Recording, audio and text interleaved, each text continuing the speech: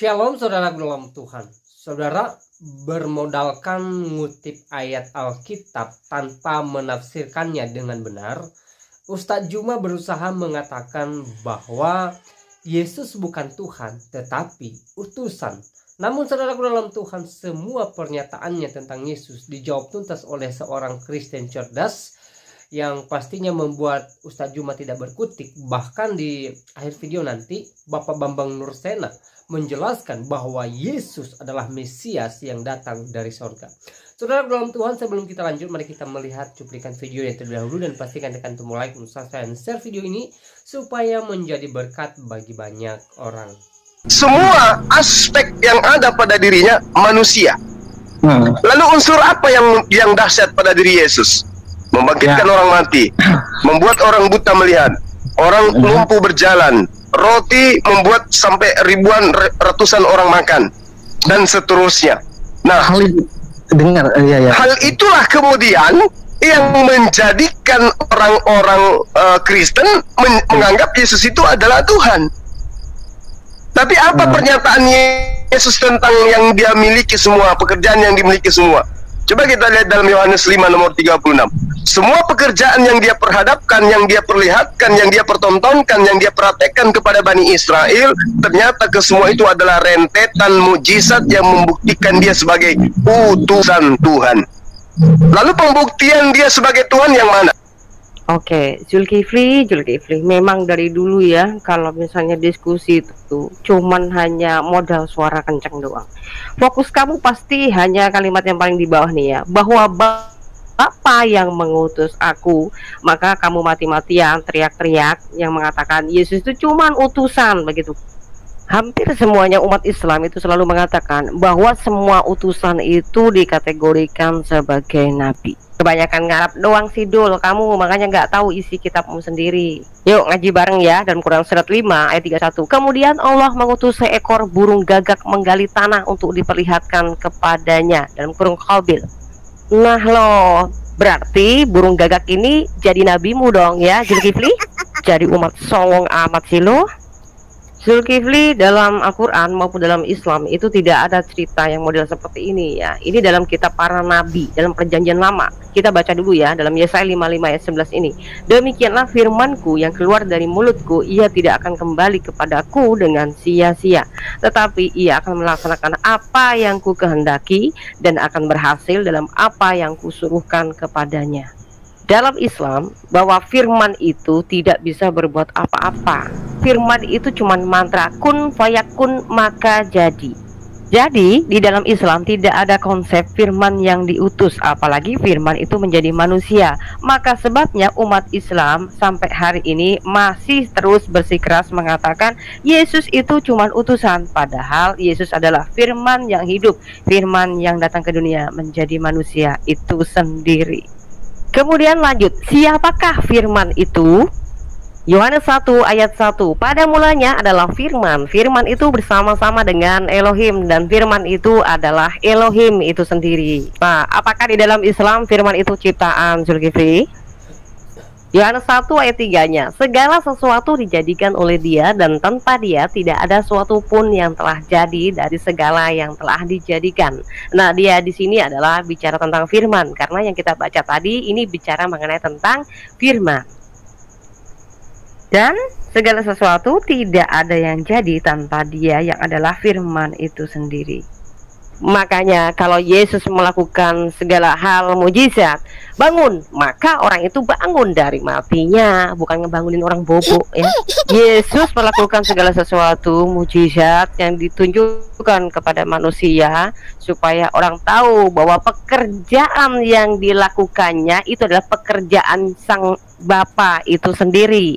Jadi ketika kamu melihat Bapa, kamu melihat Yesus. Dan sebaliknya, ketika kamu melihat Yesus, maka kamu melihat Bapa. Begitu ya, ini ayatnya dalam Yohanes 14 ayat 9. Sebaliknya, ketika ada orang yang melihat nabimu, gak mungkin melihat Tuhannya. Boro-boro Bapa ya, Muhammad itu bapaknya Abdullah. Kalau Yesus, bapaknya siapa? Elohim ya. karena dia sendiri keluar dari mulutnya. Tadi di dalam Yesaya 55 ayat 11 gitu ya. Tempat tidurnya tempat tidur manusia, tempat tinggalnya tempat tinggal manusia. Semua aspek yang ada pada dirinya manusia. Iya, memang dia datang ke dunia sebagai manusia, betul. Maka dia akan berbicara dan menjadi serigala. Tetapi karena tujuannya dia kepada manusia, maka wujudnya harus manusia, bahasanya pun harus manusia. Kamu sih terlanjur menjadi antikris, maka pengajarannya jelas menolak bahwa Yesus itu tidak datang sebagai manusia. Tetapi dalam fakta sejarahnya mencatat 2 Yohanes 1 ayat 7 mengatakan, sebab banyak penyesat telah muncul dan pergi ke seluruh dunia yang tidak mengaku bahwa Yesus Kristus telah datang sebagai manusia. Itu adalah si penyesat dan antikristus. Jadi antikristus itu nggak usah sombong, nggak usah merasa diri ini hebat ya tuh. Lalu unsur apa yang dahsyat pada diri Yesus? Membangkitkan orang mati, membuat orang buta melihat, orang lumpuh berjalan, roti membuat sampai ribuan ratusan orang makan, dan seterusnya. Jawab Yesus kepadamu, Zulkifli, tetapi jikalau aku melakukannya dan kamu tidak mau percaya kepadaku, percayalah akan pekerjaan itu, supaya kamu boleh mengetahui dan mengerti bahwa Bapa di dalam aku dan aku di dalam Bapa. Kau tahu Zulkifli bahwa dia melakukan mujizat itu adalah pekerjaan Bapa yang di sorga. Pekerjaannya itu mulia, bukan pekerjaannya untuk memerangi manusia seperti nabimu. Ini datanya bahwa Rasulullah SAW telah bersabda, aku diperintahkan untuk memerangi manusia hingga mereka bersaksi tiada ilah kecuali Allah, dan bahwa sesungguhnya Muhammad adalah utusan Allah, menegakkan salat, menunaikan zakat. Jika mereka melakukan demikian, maka mereka telah memelihara darah dan harta mereka dariku, kecuali dengan hak Islam, dan perhitungan mereka ada pada Allah. Masya Allah. Memaksa orang harus beragama Islam. Wow. Perangilah orang-orang yang tidak beriman kepada Allah dan hari kemudian, mereka yang tidak mengharamkan apa yang telah diharamkan Allah dan Rasulnya, dan mereka yang tidak beragama dengan agama yang benar, agama Allah, yaitu orang-orang yang telah diberikan kitab hingga mereka membayar jizyah dalam kurung pajak dengan patuh. Oh, maksudnya utusan yang kamu muliakan dan yang kamu anggap mulia ini seperti ini ya Zulkifli. Maka di sini saya sampaikan, kalau memang kalian memaksa bahwa setiap utusan itu adalah nabi, maka burung gagak pun bisa jadi nabi. Halo, Nabi burung gagak, apa kabarmu? Makanya Zulkifli, lain kali ajari pengikutmu untuk mengerti kitabnya sendiri. Jangan sampai seperti yang ada dalam video ini, cuman hanya ikut-ikutan saja, kasihan deh. Saudara dalam Tuhan, kita sudah dengarkan penjelasan antara Juma dengan apologet Kristen di video tadi tentang siapa Yesus, apakah Yesus manusia atau Tuhan. Dan berikut kita dengarkan penjelasan Bapak Bambang Nursena tentang Yesus. Siapa Yesus sebenarnya? Apakah benar kata Juma Yesus hanya utusan, atau Yesus adalah Tuhan? Berikut penjelasan beliau. Sehari-hari Yesus, misalnya Efata, bukalah artinya. Itu Efata itu kata kerja perintah. Bahasa Arabnya iftah. Iftah itu artinya bukalah. Bahasa Aramnya ifata, Efata. Kemudian Maranatha itu semua bahasa Aramaik. Hakal Dama itu bahasa Aramaik. Eli Eli lama sabaktani itu bahasa Aramaik. Nah, ini dalam perjanjian baru. Kemudian ternyata istilah anak manusia ini bukan dalam pengertian anak manusia biasa atau Ben Adam dalam bahasa Ibrani, tapi menunjuk kepada sosok Mesias yang akan datang sebagaimana yang dinubuatkan oleh Nabi Daniel. Misalnya saya kutip di sini Daniel pasal 7 ayat 13 sampai 14, di mana di sana ada kata-kata kebar enas. Ke itu seperti, Kibar Enas, anak manusia. Enas itu bahasa Arabnya anas. Bar itu bahasa Arabnya bin. Jadi hazeh herit behesri lailya wa eru im enani semaya kibar enas atah hawa weat atik yumana metah ukdamati hakrefuti. Aku terus melihat dalam penglihatan malam itu, tampak datang dengan awan-awan langit seorang seperti anak manusia. Datanglah ia kepada dia yang hidup kekal, dan ia dibawa di hadapannya. Lalu ayat 14 itu membicarakan bahwa kepadanya diberikan kekuasaan yang kekal. Kerajaannya adalah kerajaan yang tidak berkesudahan, di mana segala bangsa, suku, bangsa, dan bahasa akan menyembah dia. Ini dalam Daniel pasal 7 ayat 14. Nah, kalau begitu istilah anak manusia yang digunakan Yesus tatkala dia mengatakan siapakah menurut kata orang anak manusia itu, sebetulnya Yesus sedang mengklaim diri nubuatan Nabi Daniel ini. Nah, inilah pentingnya kita melihat eksegesi Alkitab secara benar. Jangan kita melihat anak manusia di situ langsung ditafsirkan dengan bahasa Indonesia. Karena memang Alkitab ditulis dalam bahasa Indonesia, ini persoalannya. Nah, karena itu banyak sekali orang Kristen ini, saya katakan kemarin kalau tidak salah dalam pertemuan pertama, banyak kehilangan kesempatan untuk menyaksikan imannya oleh karena dia tidak peka dengan tantangan di sekitarnya. Misalnya orang Kristen yang menganggap bahwa iman itu tidak ada kaitannya sama sekali dengan seni misalnya. Jadi kesenian dan sebagainya itu dianggap ya seolah-olah di luar wilayah gereja gitu. Makanya tidak butuh dengan syair, puisi, ya tidak butuh. Sampai saya kritik kadang-kadang orang Kristen itu imannya memandang dunia ini paradoksal dan ambivalen. Misalnya kalau dia sudah nyanyi lagu rohani terus, tidak boleh nyanyi lagu-lagu Ebit GAD, lagu-lagu itu dianggap lagu dunia. Orang misalnya nyanyi apa itu lagu-lagu I just go to say I love you, tidak boleh. Ya terus saya bilang, lalu lagu apa? Kan lihat konteksnya, kalau konteks gereja lagunya rohani. Tapi kalau sedang apa ini bercumbu dengan istrinya, masa lagunya Laskar Kristus Maju. Lah ini kan dunia jadi apa? Jadi kering kan? Ini kadang-kadang kita tidak paham itu. Jadi kalau sudah rohani sama sekali seolah-olah hidup di langit, tidak hidup di dunia nyata gitu loh. Jadi gini malah bahaya. Karena apa? Karena dia menghadapi hidup ini monoton.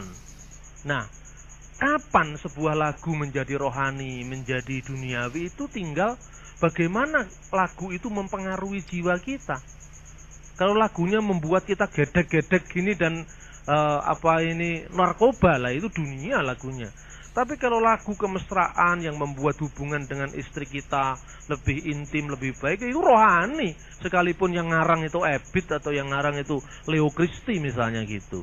Bukan hanya lagunya Bang Frankie Sihombing saja yang rohani sebetulnya. Lihat apa motifnya menyanyi lah. Syair pun demikian. Maka tatkala kita punya penyair besar kan sebetulnya kayak Khalil Gibran.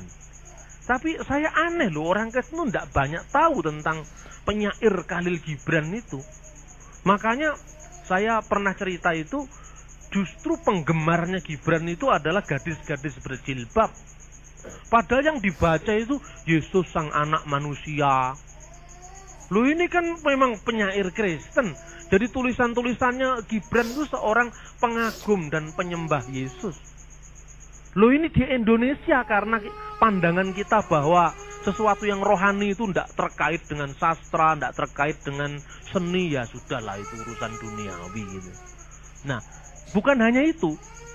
Gibran menulis buku yang berjudul Yesus Sang Anak Manusia. Dianggap sang anak manusia itu manusia biasa. Sampai-sampai sebuah penerbit di Indonesia, Gibran itu bukunya diterbitkan di Indonesia lebih dari 10 penerbit. Bayangkan, tidak ada sastrawan yang punya karya sampai bestseller seperti Khalil Gibran. Tapi karena memang penerbitnya bukan penerbit Kristen, penerjemahnya Supardi Djoko Damono, seorang seniman sastrawan Islam ya, cerpenis atau apa itu. Dia mengatakan dalam salah satu terbitan Terawang itu, kalau selama ini gereja memperkenalkan Yesus sebagai Tuhan, maka Khalil Gibran memperkenalkan Yesus sebagai manusia biasa. Loh, dari mana dia tahu manusia biasa? Karena judul bukunya Jesus the Son of Man, Yesus sang anak manusia, Yeshua Ibnul Insan. Padahal maknanya Gibran tuh, karena Gibran tuh orang Kristen, gerejanya gereja Maronit dari Lebanon, bahasa sehari-harinya bahasa Arab. Ya otomatis ketika Gibran menulis sang anak manusia itu ya Daniel pasal 7 ayat 13 dan 14. Lah siapa yang rugi sekarang? Yang rugi kan orang Kristen sendiri. Padahal justru itu kesempatan kita untuk kita menyaksikan apa yang kita yakini. Justru orang lain sedang getol-getolnya membaca Gibran, kita tidak tahu Khalil Gibran. Ini salah satu contoh tentang anak manusia tadi. Jadi anak manusia itu mengartikan bahwa dia bukan manusia biasa, tapi justru sosok adi kudrati, bahkan sosok yang ilahi, yang kepadanya diberikan kuasa di langit dan di bumi, dan dia diberi kekuasaan, kerajaannya adalah kerajaan yang kekal. Nah, saya mengutip ini dari terjemahan bahasa Indonesia Standar, yaitu TB terjemahan baru, tapi khusus tentang kata atik yomana, saya kasih tanda kutip, tanda kurung, persegi, dia yang hidup kekal. Karena apa? Dalam teks terjemahan bahasa Indonesia biasa itu diterjemahkan dia yang lanjut usia. Oh, lanjut usia itu kan kakek nenek itu. Ini kan bahasa memang harafiah, artinya yang usianya tidak akan berakhir. Atik yomana. Yomana itu bahasa Aram jamak dari kata yom. Yomana artinya hari-harinya, zamannya, kehidupannya. Atik tidak akan berakhir. Makanya terjemahan bahasa Indonesia sehari-hari menerjemahkan dia yang hidup kekal. Kalau mungkin orang gereja pahamlah, kalau Anda di gereja kemudian ada PA gitu, dia yang lanjut usia, itu Allah Bapa asal tidak digambar rambutnya putih saja. Nah ini saudara-saudara, jadi kepadanya, kepada Sang Mesias ini akan diberikan kekuasaan yang kekal. Maka dikatakan segala kuasa di surga dan di bumi telah dilimpahkan kepadaku. Itu awal dari ketika Yesus menyuruh para muridnya mengabarkan Injil kerajaan Allah. Kemudian Yesus adalah hikmat Allah atau hokmah yang kekal. Dalam perjanjian lama, khususnya di dalam kitab-kitab sastra, ya, itu diungkapkan bahwa hokmah itu bertitah sebagai pencipta. Nah, sehingga orang bertanya, hikmat Allah itu ciptaan apa bukan ciptaan? Karena apa? Karena hikmat ini berpraeksisten. Hikmat ini berpraada. Jadi hikmat Allah ini sudah ada bersama-sama dengan Allah. Ketika dia meletakkan dasar bumi, katanya, aku ada di sana, bermain-main sebagai anak kesayangannya. Ditulis seperti itu dalam Amsal pasal 8. Tetapi ini ada kata-kata yang kadang-kadang menimbulkan kerancuan, yaitu terjemahan bahasa Indonesia menerjemahkan Tuhan menciptakan aku sebagai permulaan pekerjaannya. Sejak semula kata menciptakan aku ini ditolak oleh para pujangga gereja. Kalau menciptakan berarti kan hikmat itu kan ciptaan, dulunya tidak ada menjadi ada. Dan Amsal pasal 8 ayat 22 inilah yang dijadikan ayat favoritnya saksi Yehova. Bahwa Yesus itu seorang ciptaan sekalipun dia sudah ada sebelum ciptaan yang lain. Oleh karena itu saya mengajak saudara-saudara untuk langsung membaca pada teks aslinya bahasa Ibrani, di mana dikatakan di sana Adonai kenani reasit dereko. Tuhan memiliki aku sebagai permulaan pekerjaannya. Jadi dereko itu O-nya itu nya, derek itu artinya jalan. Bahasa Arabnya torik, tapi tidak sama dengan derek, bahasa Jawa tidak sama. Derek itu artinya jalan, bahasa Arabnya torik. Nah, saudara-saudara, kenapa kata kenani atau kana tidak boleh diterjemahkan dengan menciptakan? Karena menciptakan itu bahasa Ibraninya bara. Menciptakan itu apa sih bedanya dengan menjadikan? Kalau menjadikan itu dulunya bahannya sudah ada, terus dijadikan dengan kualitas yang lebih baik. Misalnya kayu dijadikan kursi, ini menjadikan. Tidak ada seorang makhluk pun di muka bumi ini yang bisa mencipta, dia hanya bisa menjadikan atau membuat. Membuat roti, dulunya ada tepungnya, gitu loh. Tepungnya itu asalnya dari beras atau dari apa? Tapi tidak ada orang yang bisa menciptakan ketela, menciptakan padi, tidak ada. Yang bisa menciptakan itu hanya Allah.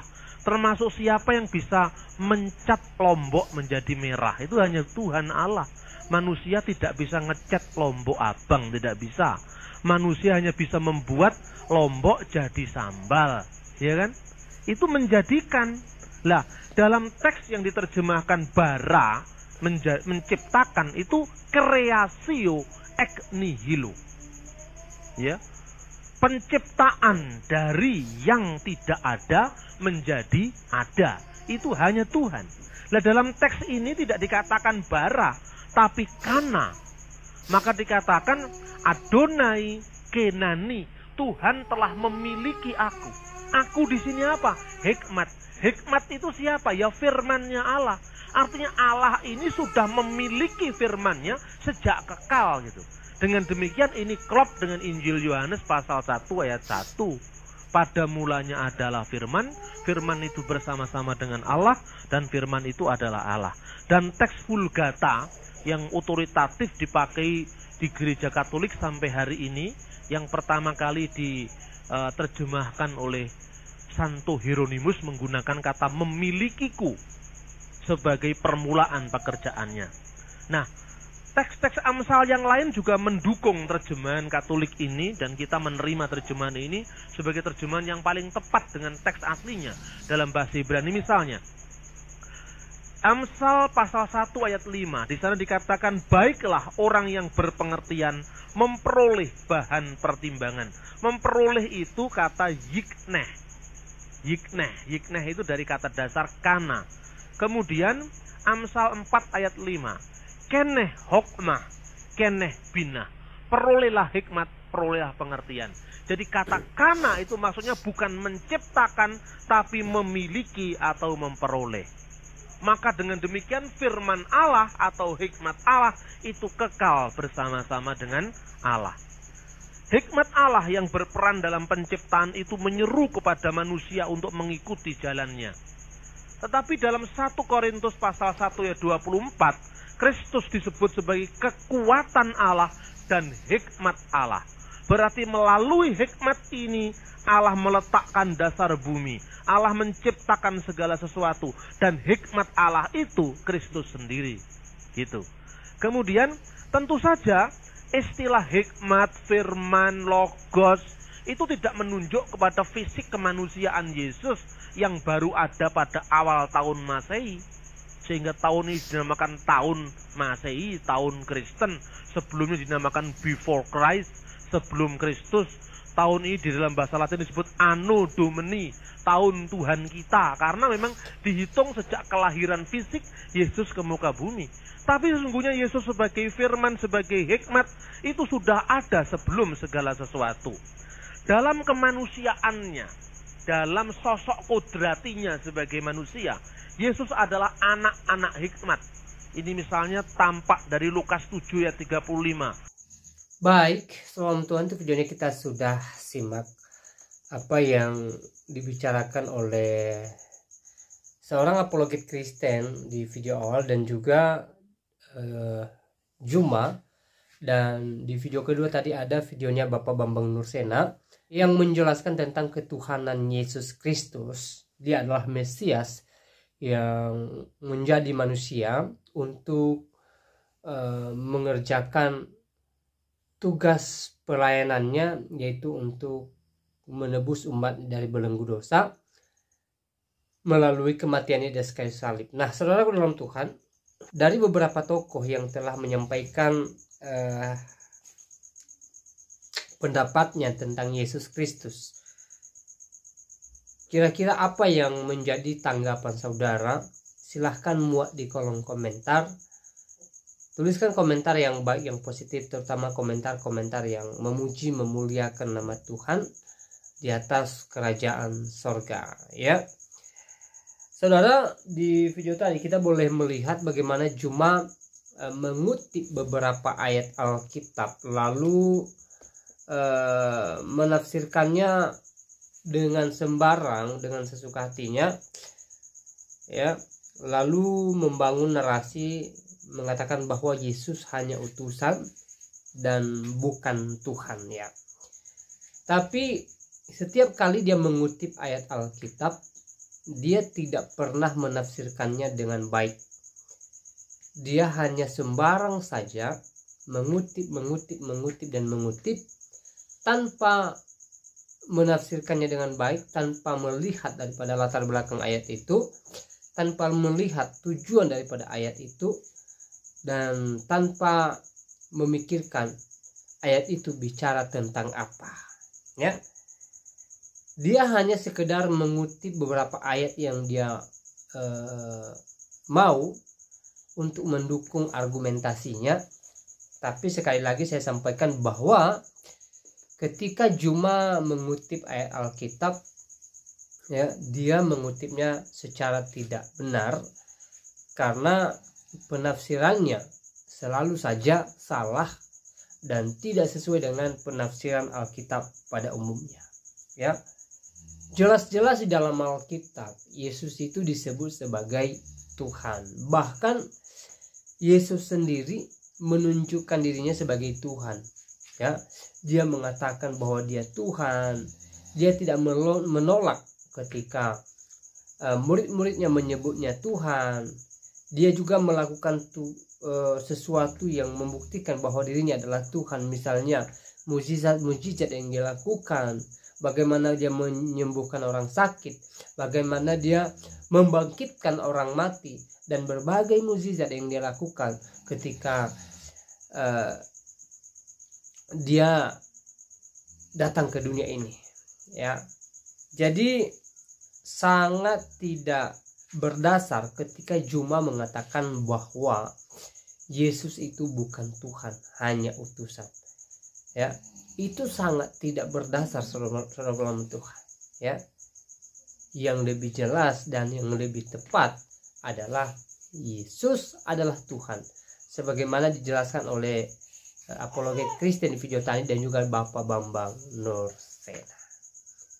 Nah, saudara Tuhan, semoga video singkat ini memberkati kita dan Tuhan Yesus memberkati kita semua. Shalom.